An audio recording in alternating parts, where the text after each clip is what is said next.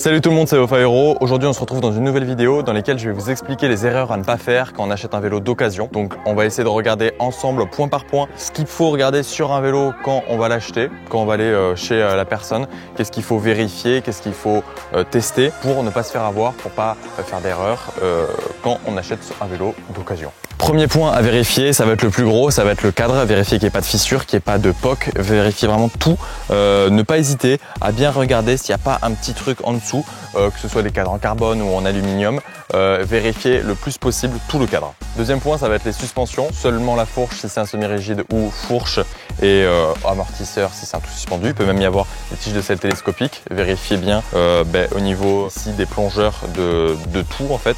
Les plongeurs de la fourche, les plongeurs de la suspension et de la tige télescopique, s'il n'y a pas de rayures, s'il n'y a pas de fuite d'huile, vérifiez qu'il n'y ait pas de jeu, donc que ce soit dans la suspension ou dans les roulements, les biellettes, tout ça.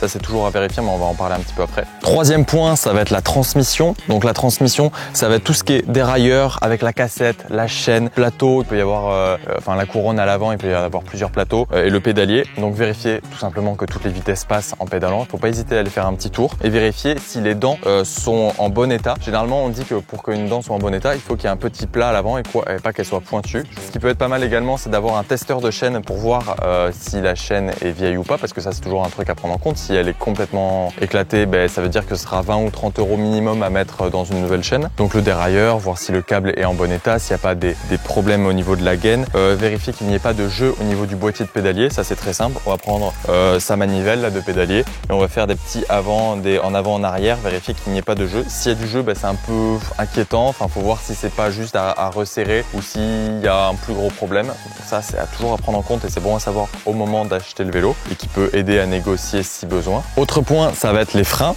Donc ici, on a des freins disques hydrauliques. Vérifier qu'il n'y ait pas de fuite. Pareil au niveau des durites. Vérifier les leviers, la garde. N'hésitez pas aussi à desserrer la garde, voir si les pas de vis ne sont pas endommagés parce que généralement, c'est des toutes petites vis et de tout petits pas de vis et de voir si ça va très bien.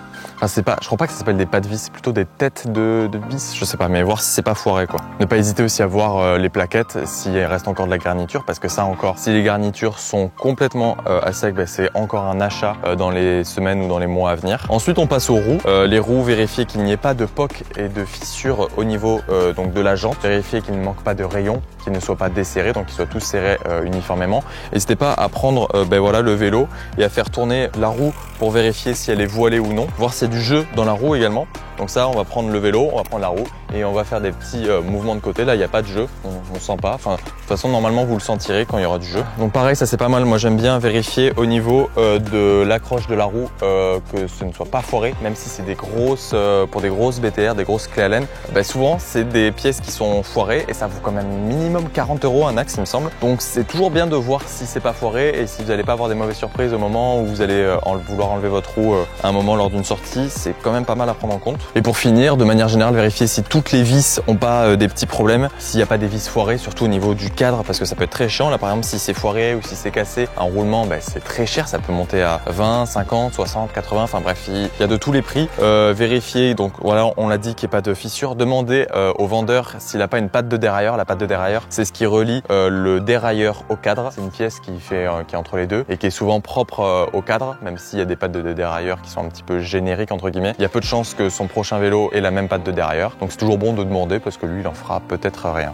Voilà, après je pense qu'on a fait le tour. Il y a le jeu de direction, pas hésiter de le voir. Le jeu de direction pour voir, c'est on freine de l'avant et on va amener son vélo d'avant en arrière et on va mettre sa main au niveau de toutes les bagues, là, au niveau de la fourche, du cadre et du jeu de direction et vérifier qu'il n'y ait pas du jeu. Donc ça peut être soit il faut juste revisser correctement, enfin resserrer correctement le jeu de direction, ou alors ça peut être des roulements à tester. Donc ça c'est pas mal aussi de tester les roulements, de tester. Donc pour le cadre, c'est de prendre le cadre et de faire des petits en haut en bas et de voir s'il y a du jeu. Là il y en a pas. Et après ça va être soit de resserrer certains roulements, le mieux en utilisant une clé dynamométrique pour avoir la bonne force, ou alors tout simplement de changer les roulements. Mais ça pareil c'est un peu cher, ça demande de l'entretien. Il faut des extracteurs de roulement en fonction des roulements et ça c'est toujours des coûts en plus à prendre en compte lorsqu'on achète un vélo. Voilà, je pense qu'on a fait le tour. N'hésite pas si tu as des conseils à mettre dans les commentaires pour les autres de ce que toi tu regardes quand tu achètes un vélo d'occasion.